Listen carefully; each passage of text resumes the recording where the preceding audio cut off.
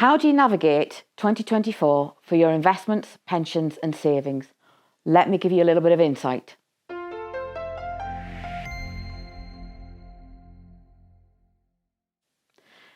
First of all, reflecting back, looking at 2023, there was so much going on.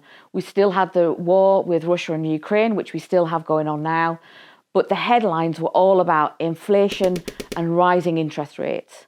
So interest rates have risen significantly, which has had a massive effect on global economies. So as we got towards the end of 2023, we did start to see inflation falling both in the UK as well as the US and the European markets.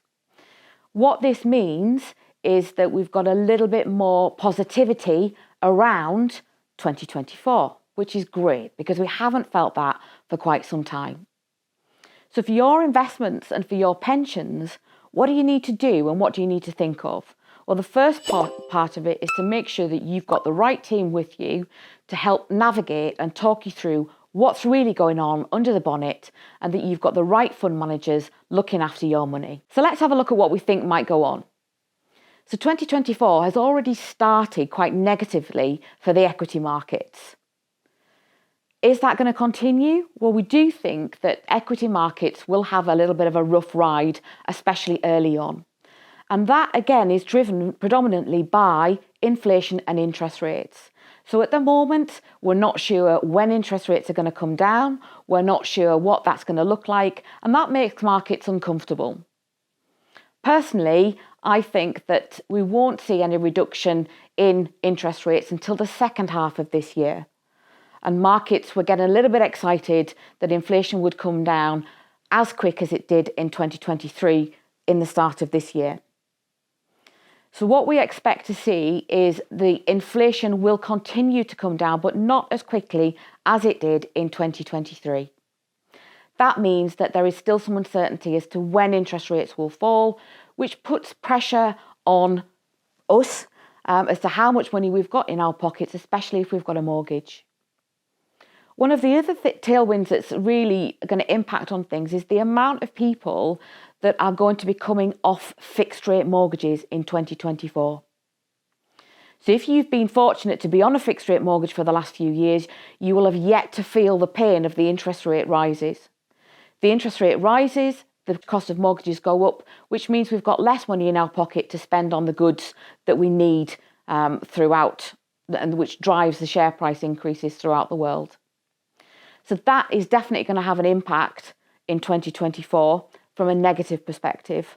And again, day-to-day volatility in the equity markets is just part and parcel of investing. So where's any good news going to come into play? So if we look at a long-term view, which is what we always recommend for anybody investing, then there are a lot of economies that we feel are good value. And what we mean by that is if you buy at a cheaper price within a certain market and you've got a long term to invest, then the chances are that you will see some growth and some good growth compared to if we've got a market where we feel that prices are relatively high.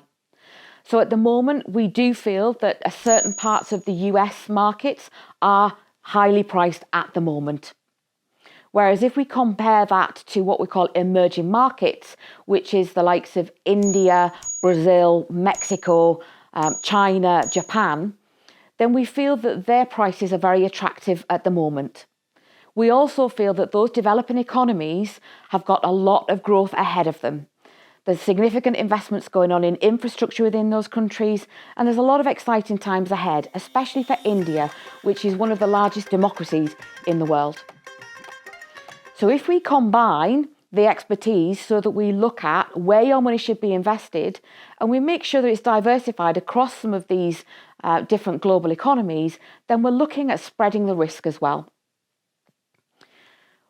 Other markets that have been really tricky and other asset classes that have been really tricky over the last couple of years is an area that we call bonds. So that can be a loan to a government or it could be a loan to a company or providing credit. We think that the tide is changing on this, especially because inflation is now coming down.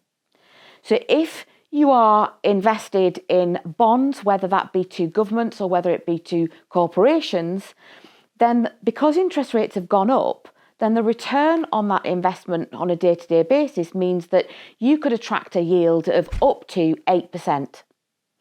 What that means is that you've got the chance of a positive return from that investment. But at the same time, the underlying demand for the bonds has struggled over recent years. We think that that's going to now settle and that bonds should play a really positive part of any portfolio for investors. We also know in turbulent times, especially in 2022 and 2023, in the UK, the price of the pound has really struggled. So the value of the pound has gone down.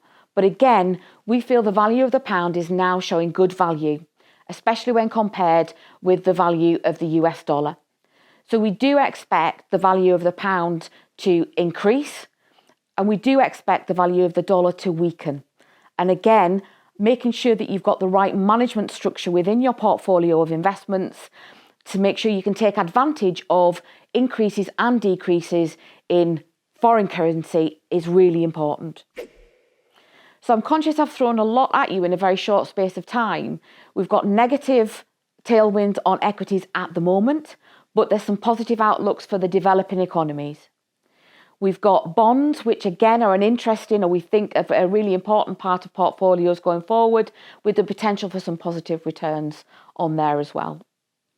We want to take advantage of fluctuating foreign exchange. So again, how do you do this? What we need to do is to make sure that we've got your objectives, we've got your story, so that we can be the ones to navigate whatever's going on in the global markets. With the team that I have to support me in doing that, your investments could not be in a better place than with us. You need to speak to us to look at how we can make your investments work to achieve your objectives and what 2024 will look like for you.